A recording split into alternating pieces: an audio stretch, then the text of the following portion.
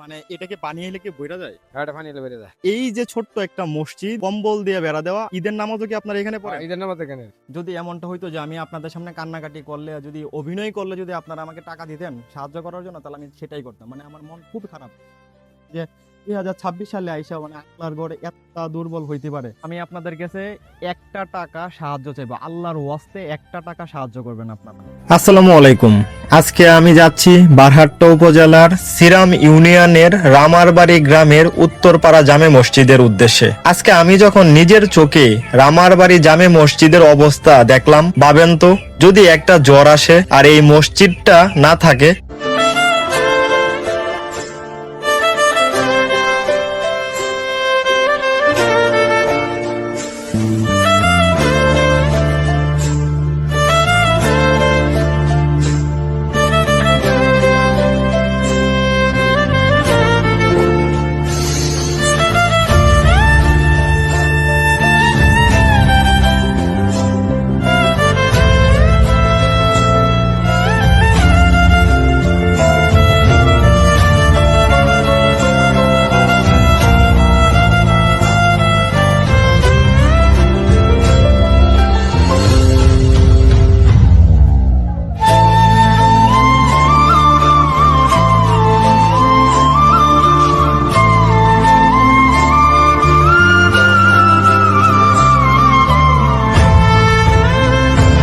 এই যে এই নিচের যে বসার যেটা নিচে যে বসাটা এটা আরেক মসজিদ থেকে আরেক মসজিদ থেকে দিছে।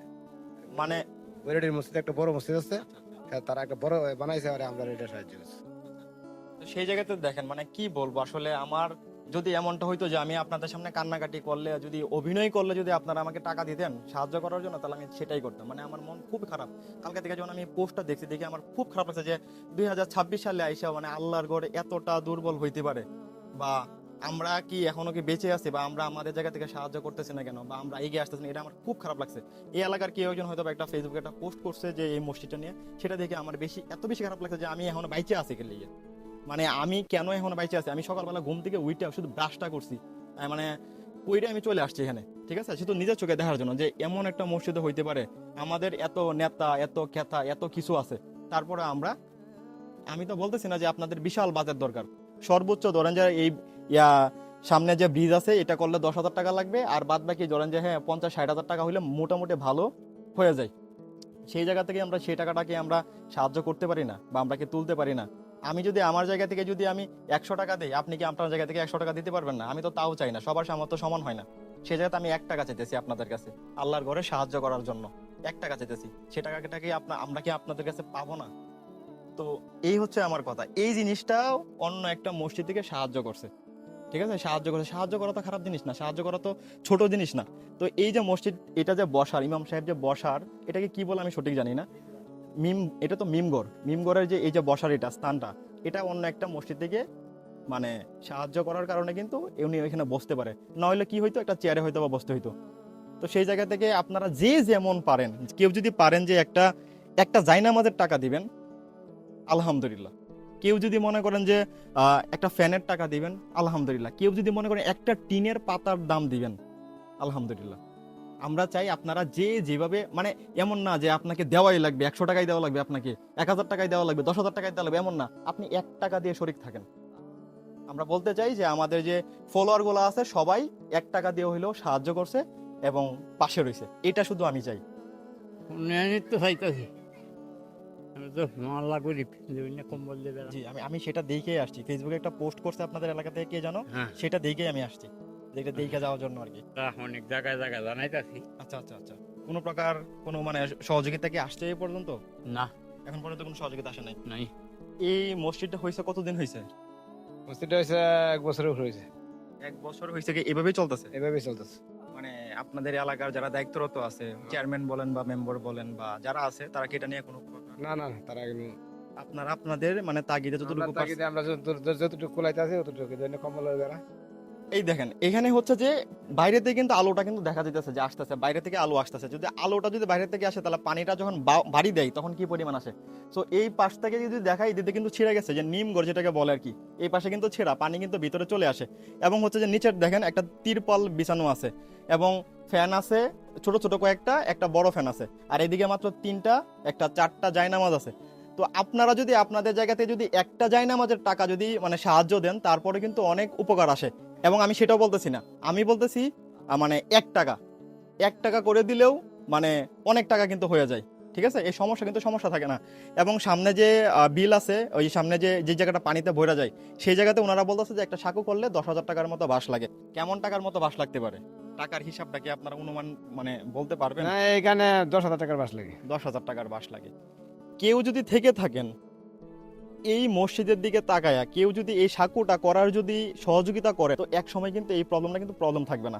সামনে একটা কুরবানি ঈদ, তো কুরবানি ঈদের নামাজটা ওনারা সবসময় প্রত্যেকটা নামাজ এখানে পড়ে। তো কুরবানি ঈদের নামাজটা যে আছে এখানে তো ঝড় তুফান আছে, যেহেতু এটা হাওর এলাকা বা বিল ওই ভাটি এলাকা, সেই ক্ষেত্রে কি পরিমাণ তুফান যায় এটার উপর দিয়ে, কি পরিমাণ বাউসার যায়, কি পরিমাণ পানি ঢুকে, তো ওনারা নামাজ পড়বে কিভাবে? তো ঈদের আগে আগে কতটুকু আমরা সাহায্য করতে পারবো সবাই মিলে, এটা আমরা দেখতে চাই। এবং আপনাদের কাছে আমার পক্ষ থেকে আমি জোর হাত করে আপনাদের কাছে মিনতি করতেছি যে আপনারা এগিয়ে আসুন এবং সাহায্য করুন। মানে কারেন্টের ফিলারও আবেদন কাজ হইতেছে না, মানে মানুষের তো মাই গিয়া থাকি একটা তার বয়সি 200 টাকা দিই মাসা দোকানদার আলা বিল আলা যাইতে এউড়ো মানে 200 টাকা করে মাসে চুক্তি দিয়ে আছে আর কি, মাসে 200 টাকা 200 টাকা দিয়ে। এই হচ্ছে ব্যাপার। একটা কুটির দামও যদি দেন তাহলে আলহামদুলিল্লাহ।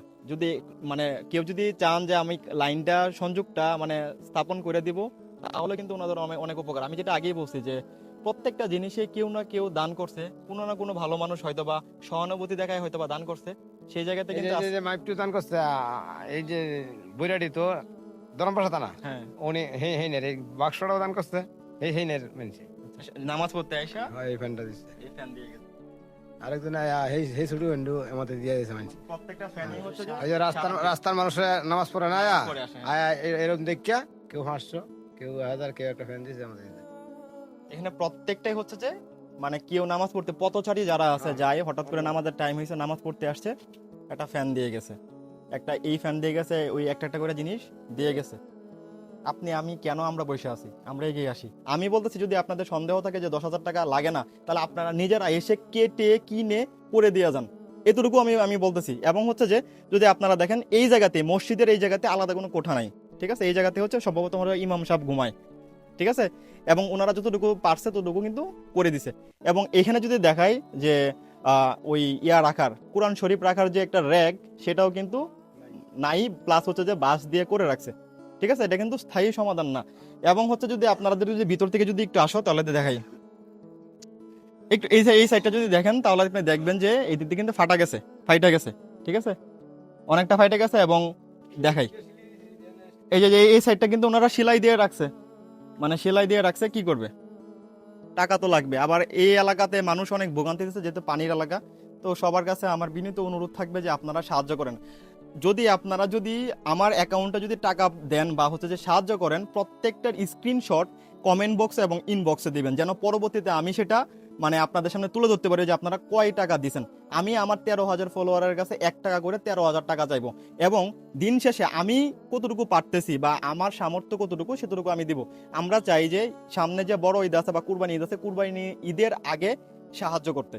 তো সেই জায়গা থেকে আমরা চাইবো যে আপনারা আমাদের পাশে থাকবেন এবং প্রত্যেকটা টাকার হিসাব নেবেন। এবং আপনারা যারা আছেন, আমরা কিন্তু মুয়াজ্জামটাকে কিন্তু আইসা পাই নাই, কেন পাই নাই, কারণ ওনার তো ধান কাটা লাগছে, উনি ধান কাটতেছে, আর এখানে যে টাকা স্যালারি পাই সেই টাকাতে তো ওনার চলে না। এটা তো আপনারা দেখেই বুঝতে পারতেছেন যে এখানে কেমন টাকা স্যালারি হইতে পারে।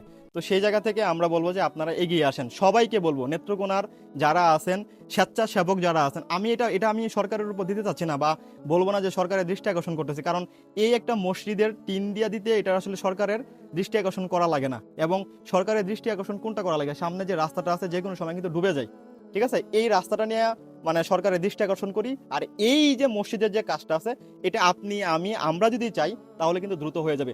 সরকারের উপর যদি আমরা ছেড়ে দেই তাহলে এটা করতে অনেক টাইম লাগে। এটার হচ্ছে যে টেন্ডার পাস হবে, এটা আপিল করবে, জমা দেবে, দেন হচ্ছে যে ওনারা এটাই কাজটা করবে, সেই পর্যন্ত তারা কি করবে? সেই পর্যন্ত কি তারা বাইশা চলে যাবে? সেই পর্যন্ত কি তারা পানিতে ভিজবে, বৃষ্টিতে মানে মোকাবেলা করবে?